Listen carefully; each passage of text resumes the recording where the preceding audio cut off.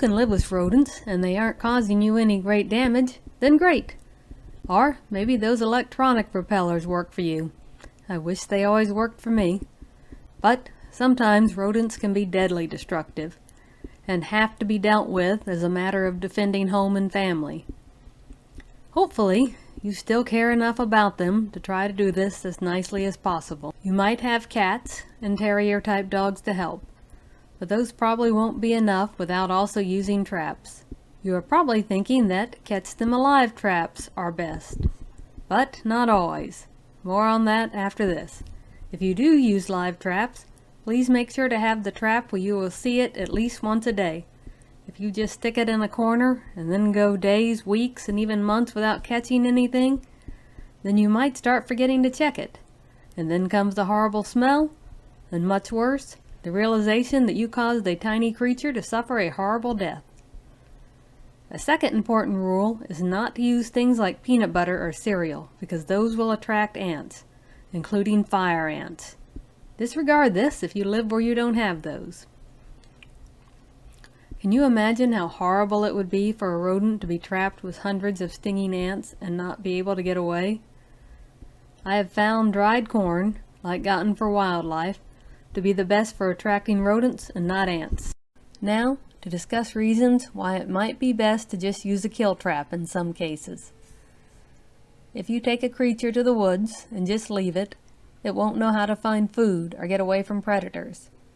The odds are it would just be terrified and hungry for a while before being killed anyway.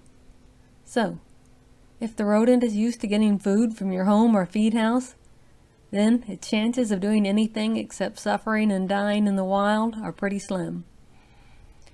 However, you would be doing a favor to whatever eats the rodent, and whatever other creature doesn't get eaten that day instead. Quick side note. That chicken is one that died of natural causes that I put out in the woods for wildlife. If you want to do that, try not to give them something that will hurt them, and put it way away from your home and farm so you don't attract predators to come too close. You can also consider how destructive and invasive the rodent is. I can live with things like field rats and moles. They cause me some trouble, but nothing that has riled me to go to war against them. But Norway rats are very invasive and destructive. They boldly go into houses and vehicles ready to chew up wire. I don't know why somebody thought it was a bright idea to start making wire coating out of soybean. Like, what could go wrong with covering a vehicle electric wires and food? Also, Norway rats are very predatory and will wipe out nests of birds and rabbits. They will also wipe out most other rodents in the area, totally taking over. They butchered my young chickens and ducks.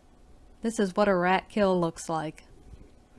And it's very difficult to make a cage they can't get into. Every time I've thought maybe this generation of rats will be different and maybe we can live in peace, I regret it. So, if I relocated them, they would at best probably suffer and die, and at worst, cause many other creatures to suffer and die. So now to move on to kill traps. Decades ago, I got desperate enough I used the glue trap, but vowed I'd never do that again no matter how much the rats hurt me. I still remember seeing young rats that suffocated in the glue. They are just way too cruel. Now, the electric traps seemed to kill them the fastest and cleanest. I never saw evidence that the rat struggled. It was like they just dropped instantly. However, the price and the price of batteries are a problem. Even when I kept them out of the weather, I never had one last even a year before they just didn't work anymore, even with fresh batteries. And it takes more than one to kill the rats faster than they can reproduce, so that price adds up. So, I often just use the cheap snap traps, which might not always make a fast kill depending on how the rat approaches the trap. Most of the time, it looked like an instant kill, but not always.